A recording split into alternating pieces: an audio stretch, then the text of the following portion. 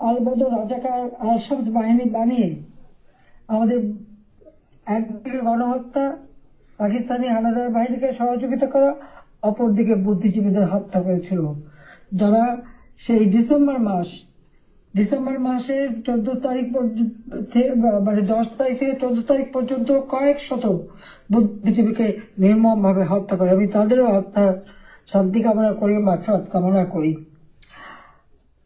আমরা আওয়ামী লীগ 75 সালের পর 21 বছর পরে আমরা সরকার গঠন করি, জনগণের সেবা করি।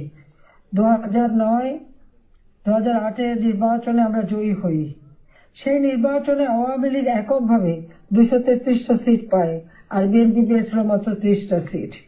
জনগণের ম্যান্ডেট নিয়ে আমরা সরকার গঠন করে জনগণের কল্যাণে কাজ শুরু করি, যার ফলে এদেশের জনগণ 2014 সালের নির্বাচন, 2018 সালের নির্বাচন এবং 2024 সালের নির্বাচনে স্বতঃস্ফূর্তভাবে একটা অবাধ, নিরপেক্ষ, সুষ্ঠু নির্বাচনের মাধ্যমে বাংলাদেশ আওয়ামী লীগকে বারবার ভোট দিয়ে তাদের সেবা করার সুযোগ দিয়েছে। আমি বাংলাদেশের জনগণের প্রতি শ্রদ্ধা জানাচ্ছি।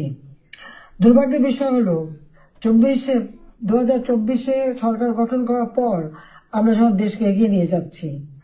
এই বাংলাদেশকে একটা যুদ্ধ বিধ্বস্ত বাংলাদেশ গড়ে তুলে জাতির পিতা বঙ্গবন্ধু শেখ মুজিব উন্নয়ন একটা স্বল্পোন্নত দেশ হিসেবে প্রতিষ্ঠা করে দিয়েছিলেন, যেটা আন্তর্জাতিকভাবে স্বীকৃত, জাতিসংঘ কর্তৃক স্বীকৃত ছিল। সেই স্বল্পোন্নত দেশকেই আওয়ামী লীগ সরকার গঠন করার পর 2009 সাল থেকে 24 সাল, এই সময়ের মধ্যে, বিশেষ করে 2021 সালে, 20 সালে যখন আমরা জাতির পিতার জন্ম শতবার্ষিকী উদযাপন করি, 21 সালে যখন স্বাধীনতা সুবর্ণ জয়ন্তী উদযাপন করি, সেই সময় বাংলাদেশকে আমরা উন্নয়নশীল দেশের মর্যাদায় অধিষ্ঠিত করি। অর্থাৎ যেখানে বাংলাদেশ যেখানে জাতির পিতা বাংলাদেশকে রেখে গিয়েছিলেন, সেই জায়গা থেকে আমরা জাতির পিতার আদর্শ ধারণ করে তার পদাঙ্ক অনুসরণ করেই বাংলাদেশকে আমরা উন্নয়নশীল দেশের মর্যাদা এনে দিই, জনগণের মৌলিক চাহিদা পূরণ করি, দারিদ্রের হার 41 ভাগ থেকে 18.7 ভাগে নামিয়ে আনি, হত দরিদ্র যা 25.1 ভাগ ছিল সেটা আমরা 5.6 ভাগে নামিয়ে আনি।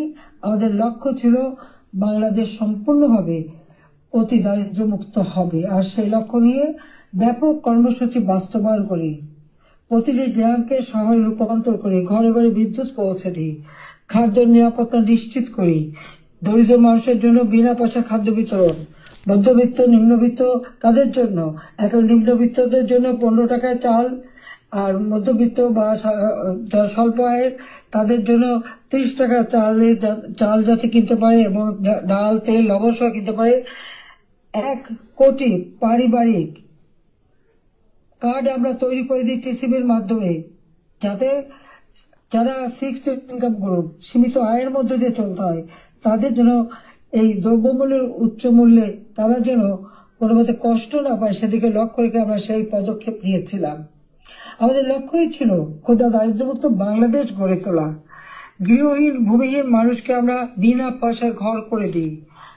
বাংলাদেশের 58টা জেলা সম্পূর্ণভাবে ভূমিহীন গৃহহীন মুক্ত হয়, সেখানে কোনো মানুষ ভূমিহীন গৃহহীন ছিল না, আর বাকিগুলিও করে দেওয়ার কাজ চলমান ছিল। আমরা এই বছরেই বাংলাদেশকে ভূমিহীন গৃহহীন মুক্ত একটা মানব কল্যাণে রাষ্ট্র হিসেবে গড়ে তুলতে পারতাম, কিন্তু আমাদের দুর্ভাগ্য যে চরমভাবে একটা চক্রান্ত শুরু হয়। এই চক্রান্তটা যে করা হয়েছিল সেটা আপনারা নিজেরাই জানেন, যে এখানে ডক্টর ইউনূস সে বহুদিন থেকে চেষ্টা করেছিল, 2007-এও দল করার চেষ্টা করেছিল, ব্যর্থ হয়েছিল। এরপর সে ষড়যন্ত্রে লিপ্ত হয় এবং সেটা সে নিজেই বলেছে।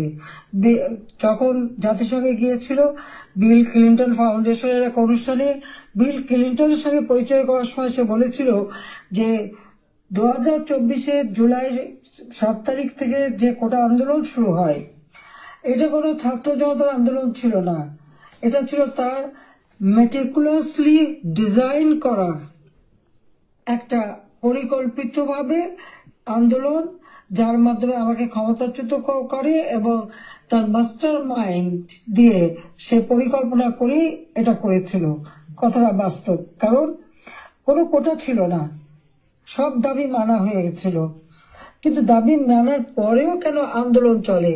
আর এই আন্দোলনের কোনো নেতা কিন্তু খুঁজে পাওয়া যায়নি। যেখানে যেটা গভীর চক্রান্ত সেটা বোঝাই যাচ্ছিল। এই চক্রান্তটা সে মেটিকুলাসলি করেছিল।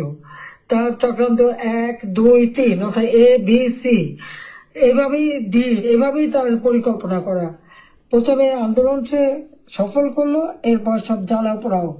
জাতির পিতা বঙ্গবন্ধু স্মৃতি জাদুঘর, ওই ছবিটুকু তো আমরা 2 বোন পেয়েছিলাম। আমরা তো ভোগের জন্য নেইনি, জনগণকে এই সম্পদ দান করেছিলাম। সেই বঙ্গবন্ধু ভবন স্মৃতি জাদুঘর আগুন যে পোড়ায় একসাথে, ওই লাইনে 9টা বাড়ি পোড়ায়, 4টা মানুষ পুড়ে মারা যায়। খালি এখানেই না, সারা বাংলাদেশ আগুন দিয়ে জ্বালায় তারা। সেই মেট্রো, ওই ইউনুসের একজন সমন্বয়ক, সে নিজেই স্বীকার করেছে পুলিশ হত্যা এবং মেট্রো রেলে আগুন না দিলে নাকি তাদের বিপ্লব সফল হতো না। তো পুলিশ হত্যা এবং মেট্রো রেল আগুন দেওয়া, অর্থাৎ শুধু মেট্রো রেল না, যে কটা প্রতিষ্ঠানে আগুন দিয়েছে, বিটিভি থেকে শুরু করে আমাদের সেতু ভবন, সড়ক ভবন, দুর্যোগ মন্ত্রণালয় ভবন, সবই তাদের ওই পরিকল্পনার অংশ। এবং সেই সাথে বঙ্গবন্ধু ভবন থেকে শুরু করে আওয়ামী লীগের সকল নেতা কর্মীদের বাড়ি ঘর, ব্যবসা প্রতিষ্ঠান সব অগ্নি সংযোগ করে পুড়িয়ে দেওয়া হয়েছে। এমনকি নরসিংদীতে আপনারা দেখেছেন, জেল ভেঙে দিয়ে সেখান থেকে সমস্ত কয়েদি, জঙ্গি, সন্ত্রাসী তাদেরকে ছেড়ে দেওয়া হয়েছে। শুধু তাই না, ইউনূস ক্ষমতা এসে যত জঙ্গি সন্ত্রাসী ছিল তাদেরকে তারা ছেড়ে দিয়েছে, মুক্ত করেছে। এমনকি 21শে আগস্ট গ্রেনেড হামলা যারা আসামি তাদেরকে ছেড়ে দিয়েছে। হলি অটিজেনে যেখানে জঙ্গি হামলা হয়, আমরা সেই হামলা মোকাবেলা করে সেখানে কিছু মানুষ উদ্ধার করি, কিন্তু অনেক মানুষকে তারা হত্যা করে। সেই অপরাধী জঙ্গি সন্ত্রাসী যাদের বিচার হয়েছিল, সাজাপ্রাপ্ত, তাদেরকেও মুক্ত করে দেয়। মানে এটা কোন ধরনের কাজ আমরা জানি না। আর দেখা যাচ্ছে যে শুধু আগুন দিয়ে পোড়াচ্ছে না, বাড়ি ঘর সম্পত্তি লুটপাট করা এবং তারপরে অগ্নিসংযোগ করা, সংসদ ভবনে আক্রমণ, সেখানে ভাঙচুর করা, চিফ জাস্টিস তাকে অপমান করে, লাঠি সোটা নিয়ে তাকে অপমান করে তাকে পদ থেকে বাধ্য করা, নির্বাচন কমিশন, পাবলিক সার্ভিস কমিশন, মানবাধিকার কমিশন করে এক এক প্রতিষ্ঠান, প্রত্যেকটা প্রতিষ্ঠান ধ্বংস করেছে। সকলকে সেখান থেকে বাধ্য করেছে পদত্যাগ করতে। আওয়ামী লীগের নেতাকর্মী শুধু না, আমাদের যারা বুদ্ধিজীবী, সাংবাদিক, 300 সাংবাদিকের অ্যাক্রেডিটেশন কার্ড বাতিল, চাকরিচ্যুত। 106 জন সাংবাদিকের বিরুদ্ধে হত্যা মামলা। এখন প্রায় শত সাংবাদিক গ্রেপ্তার, বন্দী। আওয়ামী লীগের কয়েক হাজার নেতাকর্মী, প্রায় 4-5 হাজার নেতাকর্মী তাদেরকে হত্যা করেছে, আহত করেছে। পুলিশ 3000-এর মতো পুলিশ পুলিশকে হত্যা করেছে। আনসার 40 জন আনসারের কোনো খবরই নাই, তাদের গুম হয়ে গেছে, তারা আর বাড়ি ঘরে আসতে পারে না, জানেও না তারা কোথায় আছে। তাদেরকে মেরে তাদেরকে লাশ পর্যন্ত গুম করে দেওয়া হয়েছে। সব ব্যবসায়ী, সাংবাদিক, সংস্কৃতি কর্মী, পেশাজীবী প্রত্যেকের বিরুদ্ধে মিথ্যা মামলা আর হত্যা মামলা। আমি জানি না পৃথিবীর কোনো দেশে এত হত্যা মামলা হয় কিনা। আমার নিজের একার বিরুদ্ধেই তো বোধহয় 250 মামলা, তাও আবার হত্যা মামলাই অধিকাংশ। একদিকে হত্যা মামলা দিয়েছে এবং আমাদের যত নেতা কর্মী তাদেরকে গ্রেপ্তার করেছে। গ্রেপ্তার করবার পর যখন কোর্টে নেয়, তাদের উপর হামলা করা হয়। এটা তো পৃথিবীতে আমরা কোনোদিন দেখিনি। আপনারা জানেন যে এমনকি একজন সাধু, চিন্ময় কৃষ্ণ দাস, তাকে গ্রেপ্তার করা হলো, কিন্তু